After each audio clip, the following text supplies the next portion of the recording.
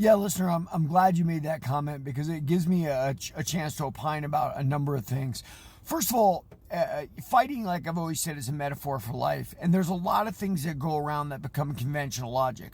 One of those conventional logics during the MMA phase was cut weight, cut weight, cut weight. You lose a fight, cut weight. When you lose a fight, probably one of the last things you actually want to consider is cutting weight, right? Sometimes it works for certain people in certain situations, and you can find that's your problem. Joaquin Buckley is a prime example, right? At welterweight, he's doing great. At middleweight, he got knocked out a couple times. But again, height and weight charts don't simply work for MMA and boxing. You can't do that. Montel Griffin was a 5'8" light heavyweight in boxing, and he beat James Toney, I believe, twice.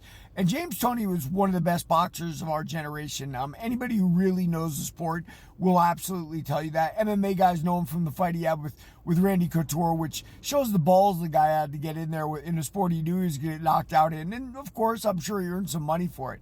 Jason Lambert, my buddy at Blackline, look, Lambert, his whole career was made off the fact that he was a 5'8", 5'9", light heavyweight in MMA. Like, his strength came from that he was this little short powerhouse that could bully people both on the feet and on the ground. I mean, if he tried to kickbox people at long range, he was going to get annihilated. So you can take your deficiencies like Montel did, like Jason Lambert did, and make them into your strengths. Now, are you going to beat everybody? No, the answer is obviously not, right? There's some people that are just going to be too long and too big that are going to get you. But people within your range, like James Toney was for Montel, and the many people that Jason Lambert beat in MMA, you're going to get. Height and weight charts, like they say in the military, like, it didn't work, right? They don't work. They kick bodybuilders out of the military. What sense does that make?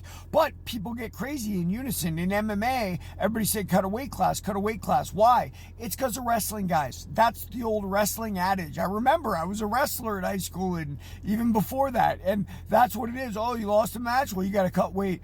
Is that logical? Not necessarily. The other thing about wrestling that's very important is, guys, wrestling, you're not getting punched in the head. So cutting a weight class and competing at a lower weight, and guess what? If you lose, so what? Yeah, you're not going to die.